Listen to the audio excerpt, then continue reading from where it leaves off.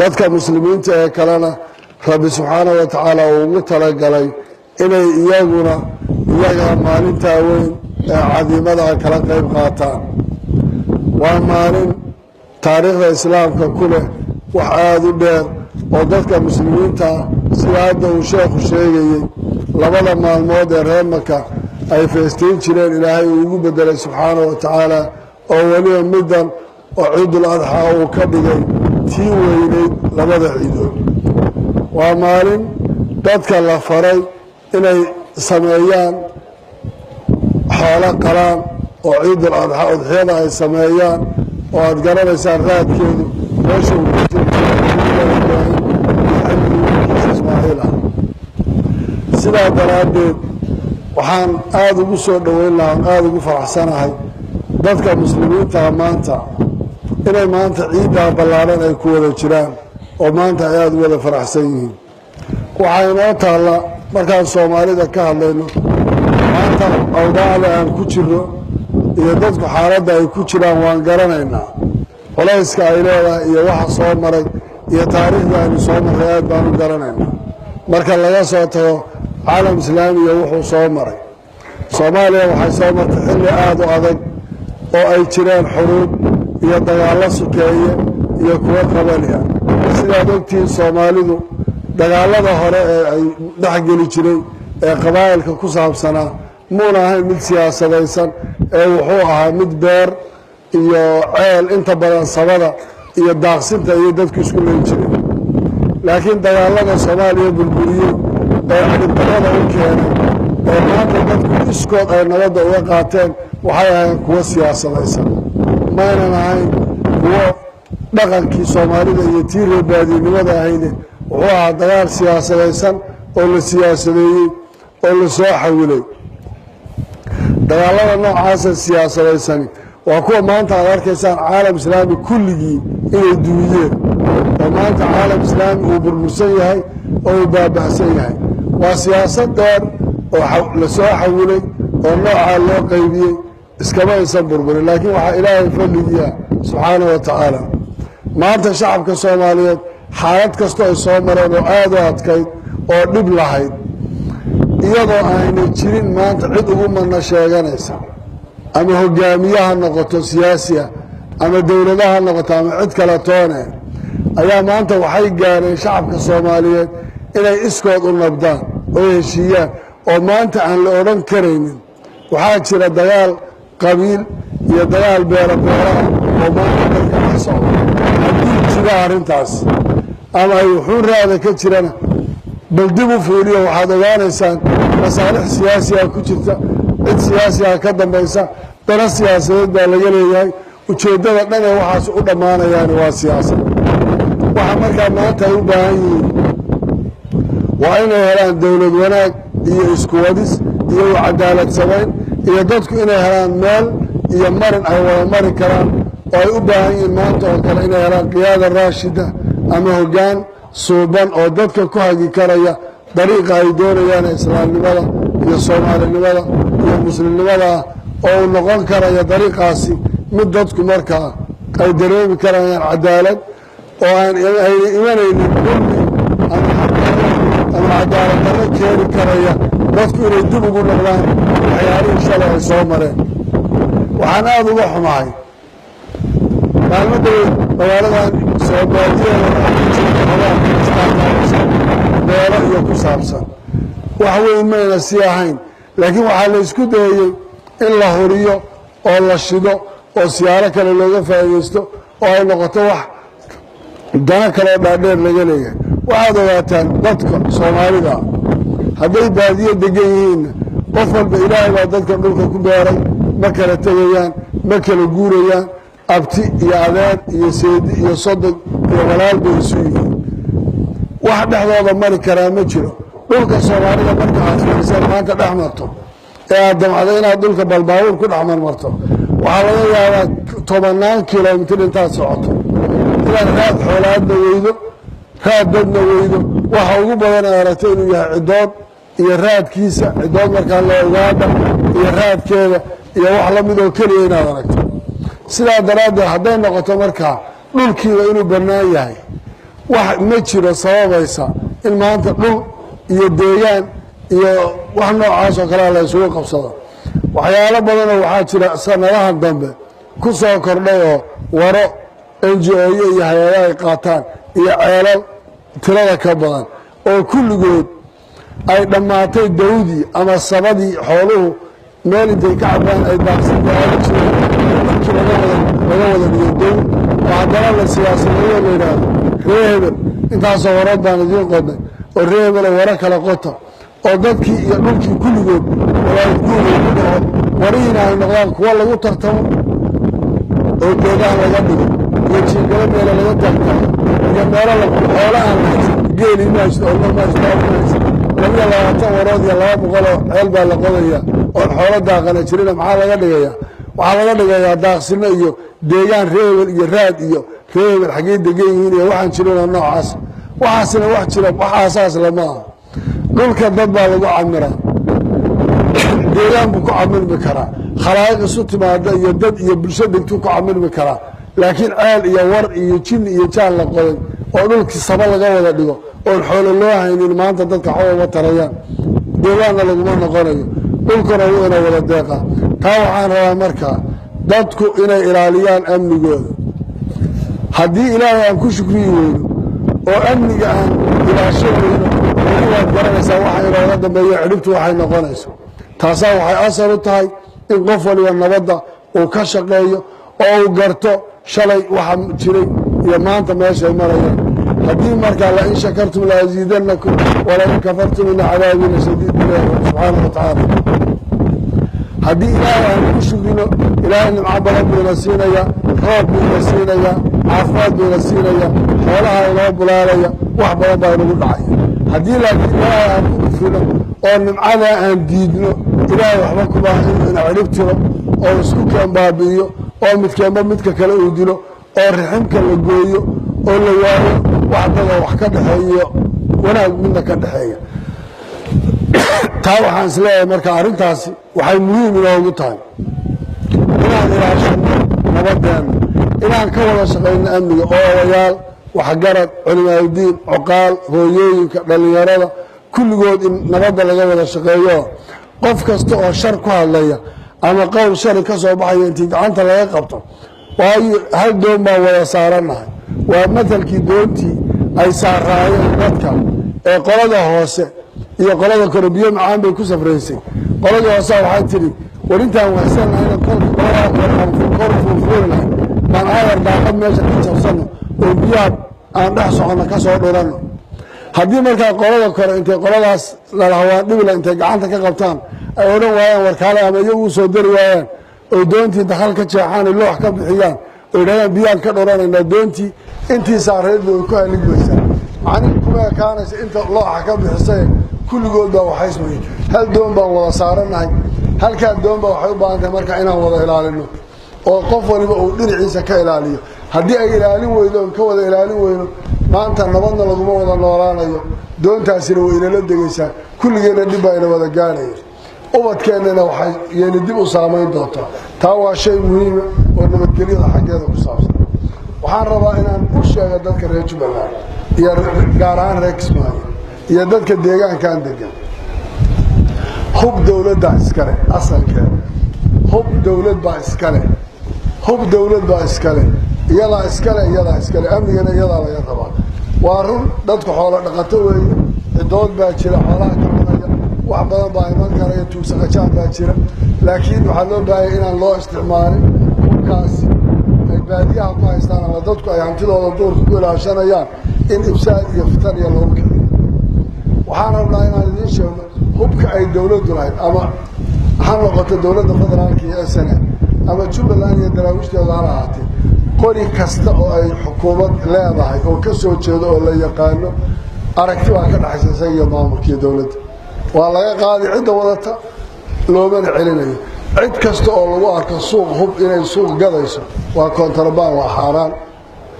ciidamada amnigu way qabanayaan hubka uu hayana waa lala wareegaya lagama ganacsan karo deegaanka dhexdiisa hub lama iibin karo hubka dawladdana ama ciidanka xoogga dalka ha lahaado ama kuwa jubbaland ha noqdeena isaga iyo maamulka aragtida ka dhaxaysa mana yeelan karo qof dadka shacabka iyo ganacsatada hubka guryahooda u yaala iyo dukaamada waa loo sharciyay aqoon bay leeyihiin banaankana inay ula soo baxaan lama ogolo duurka marka la marayana hal qof waa la arki karaa reebaadiyo xoolo la jooga qori waa lagu arki karaa gurigiisa laakiin shan inoo wada socota oo qoryo wadata oo duur socota oo wax sheeganaya shabaab baan ku ognaa waana lala dagaalamaya middaa hal la ogaado waxaan intaa kadib ku darayaa siyaasadda Soomaaliya waxaan rabaa inaan xusuusiyo madaxda Soomaaliyeed ama dowlad ha joogto ama federal ha joogto Soomaaliya waqtigay soo martay waan garanaynaa xilligay soo martay waan garanaynaa duruuftii dadka soo maray waan garanaynaa bilaa calaykum dadku maanta iyo qabiil way ka weynaadeen way ka soo gudbeen shacabka Soomaaliyeed maanta wuxuu doonayaa kaliya cadaalad iyo dowlad wanaag inuu helo wuxuu doonayaa kaliya isku duubni iyo hoggaan suuban oo maanta ku haga dariiqa ay dadkooda ku horumari karaan waxay doonayaan maanta in lagala dagaalamo jahliga iyo cudurka iyo gaajada maanta wax kale u baahan yihiin ma jirto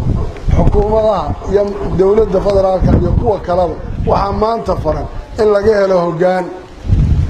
maanta ma jiro dagaal beeleen dagaal qabiil iyo silaaca qabiilka uu soo dhamaaday yaa dib loogu celin shacabka Soomaaliyeed taariikhdii madoobeed ee shalay soo mareen oo aan la xusuusin maanta shacabka Soomaaliyeed marka ay banaanada u baxaan oo ay arkaan dawladaha Afrikaanka ah ee shalay ay gacantayna meesha marayaan iyo inaga guryaha dundumay iyo daaraha burbursan iyo dadka baaba'ay iyo jahliga qof walba walaaciya naxdib kala soo noqonaya dib ha loo fiiriyo waliba dadka baasaboorada ee dibadda haddana Kenya haddana ku noqon doono ilaahay baan idinku dhaariya taariikhdaad ka tagaysaan yeena noqon mid raad madow talaawooyin baan hadda ku soconay wadanku meeluu marayo marxaladuu marayo inuu dib u noqdo maanta Soomaaliya uga baahan qabiilna dib uga baahan inay u noqoto siyaasad iyo saraac iyo siyaasadna dib uga baahan waxay u baahan tahay qof walba oo tagaya maanta aan ka tagayaa Jubbaland waxaa laga yaabaa waqtiga ay hadhay inuu aad u yaraado waxaa laga yaabaa tiro kastoo la tiriyay inuu aad u yaraanaysa laakiin berri maxaa imanaysa shalay maxay ahayd hebel muxuu soo kordhiyay muxuu taariikhda uga tagay qof walba waxa uu ka tago unbaa berrina xisaabtankiisa geli doona ku xisaabtama nin kasta oo mas'uuliyad Soomaaliya ka qabtay maalinta uu ka tago imaa in la yiraahdo ku fidhayo ku duugtay warkii hebel bal wuxuu nagaga tagay dada iyo raad xumadiisa imaa in la yiraahdo alleelay ninkaas taariikh buu ka tagayo shalay wixii aan ahayn waxba maanta ku soo daray isku daya qof waliba ha ka fakaro taariikhda maanta iyo berri waxa uu ka tagayo oo ha ka fakaro rabitaankiisa inay noqonin dadkan iyo mujtamacan iyo boogaha badan iyo meelaha in laga danqaano baahnayn iyo nabarada hadii saa korka looga taabto dhacaanka gudaha kula inuu la danqin tartiib iyo nabad iyo sharaf iyo walaalnimo iyo Soomaalinimo iyo raad dheer iyo taariikh inuu uga tago inta laga shaqeeyo dowladda federaalkii waa dowladda dhexe Soomaaliya waana qoonsanahay waana itiraafsanahay waalid bay loo tahay iyadaan hoos tagnaa manihin dowladda madax banaan ama gooni wax u sheeganaya laakiin iyadana waxa laga rabaa inay la timaado waxa la waalidna ixtiraam leh ama xuquuq leh waladna xoolaha naxariis iyo wuxuu leeyahay gacan ku hayn ilmaha adaa caaq iskaga dhigi kara ilmaha adigu aad dhashay qof isaga caaqna iskaga dhigi kara baarina iskaga dhigi kara dawladdu ha ka shaqeyso inay la dhaqanto dawlad goboleedyada oo mas'uuliyadda inta badan ay saaran tahay oo yeena ku ekaan ama yeena u ekaanin mid meel joogta oo meeshaas shar iyo khayrba iyada oo ku kooban ha u muuqato ama ha u ekaato mid garan karta mas'uuliyadda saaran mas'uuliyaddu ma aha suldada iyo xukunka waxa iyada soo galaya jaamkeena ee soo gaaraya inay dadka gaarsiiso oo u sinaato oo wanaag dadka uu ka soo gaaray inaan xan iyo wax sheegis iyo waxay ku soo duulayaan iyo waxay duminayaan iyo waxay burburinayaan inayna noqon dadku taariikhda waa inay ka faa'iideystaan shayga taariikhda waxa loo baahan in laga faa'iideysto oo dib loo garto rabitaankooda iyo qofku sidoo isagu u rabo environment-ka iyo bay'ada uu ku nool yahay iyo dhaqankeedu sidoo uu yahay iyo sida looga bixi karayo taasaa asal midaas asal in la dhowro oo dib loo ilaaliyo waxaan ku dardaarmayaa inaan deris wanaagga ilaalino oo cid walba qofka kale walaalkii uu la dhaqmo oo dhaqan fiican lagu wada dhaqmo oo dawlad iyo shacabba aan ka wada shaqayno wanaagga iyo xushmada iyo ixtiraamka waxaan ku soo gabagabaynayaa maanta waa maalinta waa yoomul ciid waa yoomul farax in la iscafiyo odayaasha dhaqanka iyo culimaa diinka iyo kulligoodna inay dadka dhex galaan la iswada cafiyo maanta salaanta dadka la badiyo qofkii qof wax u qabay intuu u tago labada qof waxaa ajri badan midka isagu ku hormara salaanta iyo tasaamuxa iyo cafiska dalbada yaa wuxuu ka ajri badan yahay midka isagu meeshiisa ku sugeen qof walba qofkaas isleedahay waxoogaa yarbaa caloosha ugu haysa ama isugu haysaan intaad adigu u tagto xataa hadduu isaga kaa gardaraa adigu cafis weydiiso oo maanta taa ilaahay uu inoogu naxariisanaya ummaddu markay isu furnaato laabteeda isu furnaato wanaaggu dhexdooda ku jiro cafiska iyo raxmadda ilaahayna way badanayaan beeraha inoo daaya roobka ilaahayna si nimcadaa bulaanaysa waa la tarmi wanaag kastaa imanaya laakiin haddaan inagu shixna iyo cuqdad iyo wax badan oo kale qalbiyadeena ku waxayno ilaahayna waxba kumaha inuu ilaahay si kale intuu ina yeelo ilaahay ma waxaad u malaynaysaan kuwa badanoo inaga khayr badan baa jira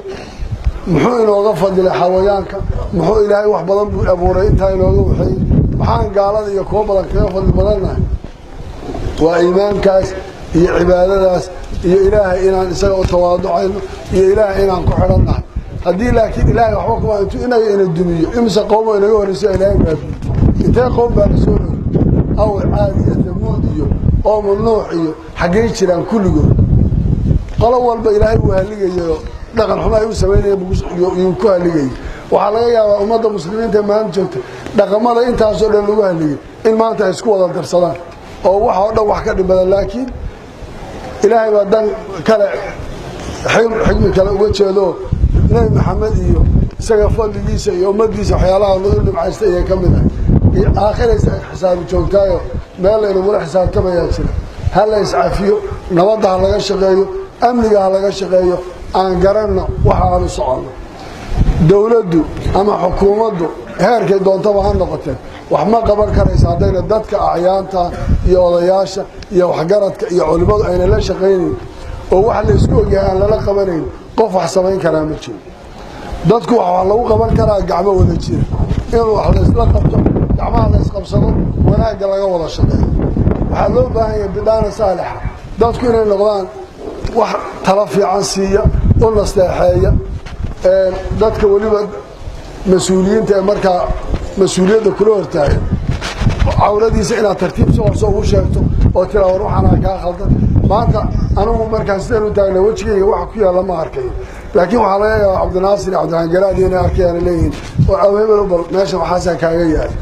saasaa wax la isugu sheega iyadoo la iscaayaynin la isceebaynaynin bannaan lala istaagaynin oo la isdacaayadaynaynin yaa laysu naseexayn karaa